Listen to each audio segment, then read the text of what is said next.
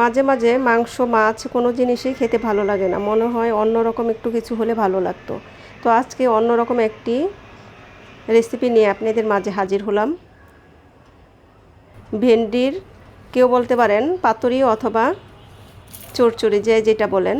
এখানে আমি যা যা নিয়েছি, ভেন্ডি নিয়েছি 250 গ্রাম, একটা আলু নিয়েছি, কাঁচামরিচ এবং পেঁয়াজ কুচি, সাথে পেঁয়াজ এবং সরষাটা আমি একসাথে ব্লেন্ড করে নিয়েছি। আর সরষা বাটাটা এখানে দিতে হবেই, রসুন বাটা দিয়ে দিলাম এবং জিরা একসাথে পেস্ট করা।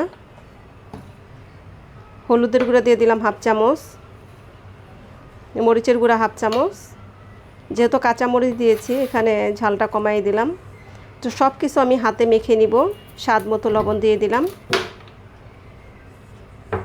হাতে মাখার তরকারিটা কিন্তু অন্যরকম খেতে মজা লাগে, আর হাতে মাখতে হবে এমনভাবে। সাথে আমি সরিষার তেল আজকে দিচ্ছি। আর মাখানো তরকারিটা আমাদের কিন্তু সরিষার তেলটা খেতে খুবই ভালো লাগে আর সুন্দর একটা গ্রান আসে। আমি মেখে নিচ্ছি ভালোভাবে, খুব ভালোভাবে মাখতে হবে। মাখা তরকারিটা কিন্তু হাতে মাখতে মাখতে মনে হয় অর্ধেক রান্না হয়ে গেছে। এটা আগের দিনে আমার মারা এবং শাশুড়িরা বলতো এই কথাটা, তাদের কথাটাই আমি সবসময় মনে রাখি। টমেটোটা দিয়ে দিলাম। এখন আমি আবার মেখে নিব। আমি কিন্তু অনেক সময় নিয়ে এটা মেখেছি, এত বড় ভিডিওটা আপনাদের সাথে শেয়ার করা হয় নাই। পরিমাণ মতো পানি দিয়ে দিলাম আমি, খুব বেশি পানি লাগবে না।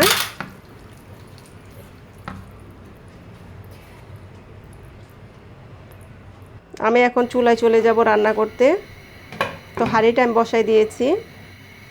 আমার রান্নাটা হতে কিন্তু বেশি একটা সময় লাগবে না, ভেন্ডি হইতে খুব একটা বেশি সময় লাগে না।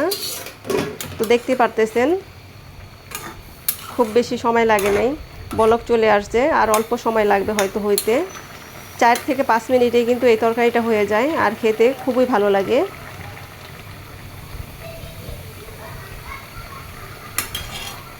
কথা বলতে বলতে আমার রান্নাটা কিন্তু রেডি হয়ে গেছে গা, দেখতে পারতেছেন শুকায় গেছে গা। তো একটু শুকনা শুকনাই করব। আর কেউ যদি এরকম পর্যায়ে নামায় নিতে চান নিতে পারেন, এটা খেতে ভালো লাগে। হালকা একটু ঝোল থাকে না, এটা শুকাই যাবে, ঝোল ঝোল থাকবে, ভালোই লাগে। তো রেসিপিটা আপনাদের কাছে কেমন লাগলো অবশ্যই জানাবেন, সুন্দর একটা কমেন্টস করে যাবেন। যদি ভালো লাগে লাইক কমেন্ট শেয়ার করে দিবেন। একটা বাটিতে বেড়ে নিলাম, কেমন হয়েছে আপনারাও এভাবে ট্রাই করতে পারেন। যদি ভালো লাগে অবশ্যই জানাবেন। সবাই ভালো থাকবেন, আল্লাহ হাফেজ।